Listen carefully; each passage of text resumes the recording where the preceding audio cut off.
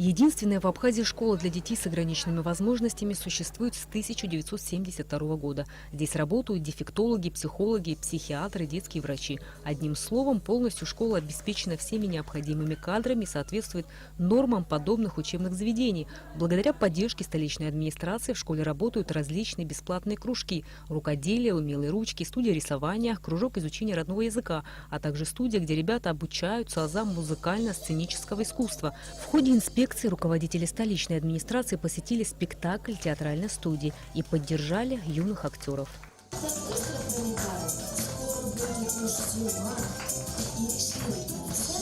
Ребята, вам понравилось представление? А давайте мы с вами похлопаем нашим юным актерам.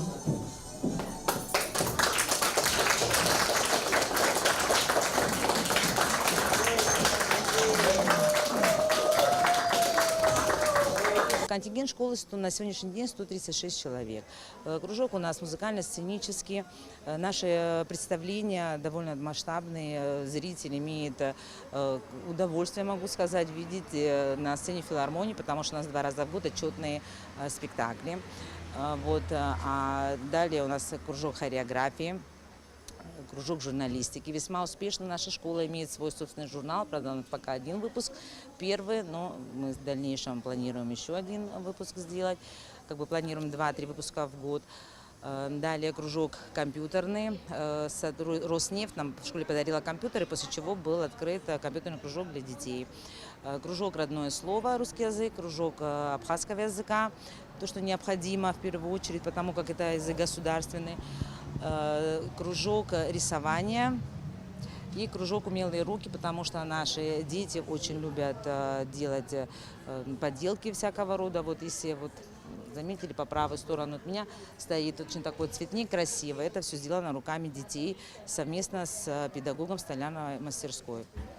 Все декорации и костюмы сделаны руками детей здесь же, в школе. Для различных выставок на уровне трудового обучения дети изготавливают поделки, еще и занимаются столярным делом. После спектакля дети спустились в столовую. Питание в этой школе также бесплатное для всех учащихся. Кухня, как и все здание, оснащена всей необходимой современной техникой. В школе помимо наружных пандусов установлен внутренний подъемник для колясок. В классах тепло, чисто и, главное, для детей комфортно.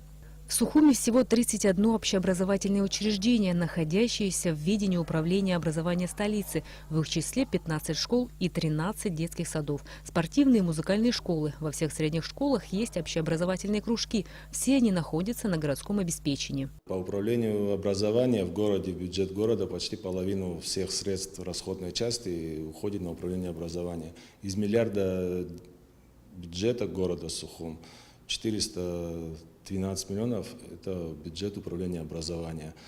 Из этих 412 миллионов 350 миллионов уходит на заработную плату. В заработную плату также входит эта оплата более 90 кружков по средним школам, которые администрация города оплату этих кружков взяла на себя. Все эти 90 кружков обходится в год порядка 15 миллионов. Также сумма по обеспечению питания детей в дошкольных учреждениях в год обходится порядка 30 миллионов рублей. Это по садикам. Также по управлению горстрой на объекты, на ремонтно-восстановительные работы объектов управления образования в год предусмотрено у нас 15 миллионов рублей. В течение этого первого квартала текущего года уже были выполнены работы до 3 миллионов рублей. Это было полностью проведены работы по замене капитальным работ по электрике в 10-й школе. Были проведены работы в детских садах «Звездочка» и «Гунда». Центр детского творчества с бесплатными различными кружками расположен в здании Сухумского дома юношества. Условия, конечно, здесь оставляют желать лучшего, но количество желающих посещать различные кружки растет с каждым годом, говорят педагоги. На сегодняшний день около 300 детей посещают здесь различные занятия. Для всех желающих просто не хватает помещений, а кружки действительно интересны. Здесь учат вышиванию, лепке, рисованию, квиллингу, даже столярному мастерству. В общем, дети заняты тем делом, которое выбирают сами. Дополнительное образование во второй половине дня очень много проблем решает. дети заняты, они занимаются по интересам. Те педагоги, которые занимаются с ними кружковой работой, получают заработную плату сверх той зарплаты, которую они получают за проведение уроков. Но там работа идет совсем по другой программе, разные формы и методы проведения кружковой работы. Мы видим результаты, проверяем, как говорится, и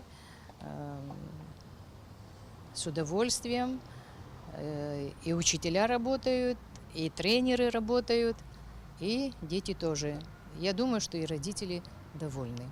Во второй половине дня глава столичной администрации проинспектировал 10-ю среднюю школу, посетил классы, где проходили бесплатные занятия по математике, которые проводят на родном абхазском языке. Затем от Гурхаразия посетил в школе шахматный кружок. Кстати, такие кружки открыты во всех сухумских школах и руководят ими специалисты из Федерации шахмат Абхазии.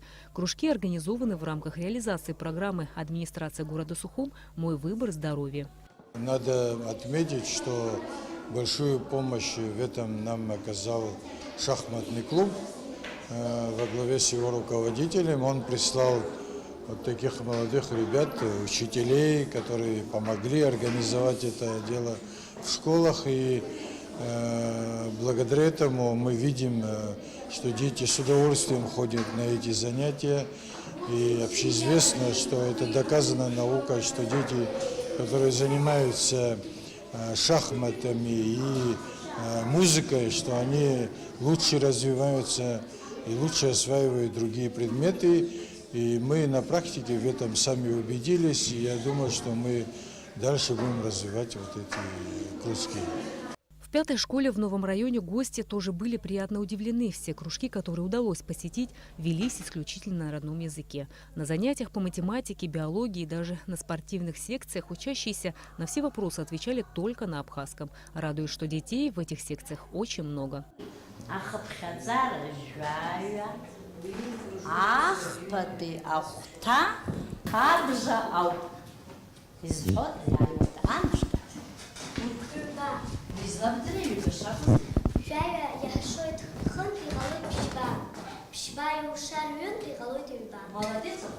Как и в предыдущие годы, столичная администрация в этом году организует бесплатный летний оздоровительный лагерь для детей Алашарбага. Продолжится программа «Мой выбор здоровья» и многие другие проекты.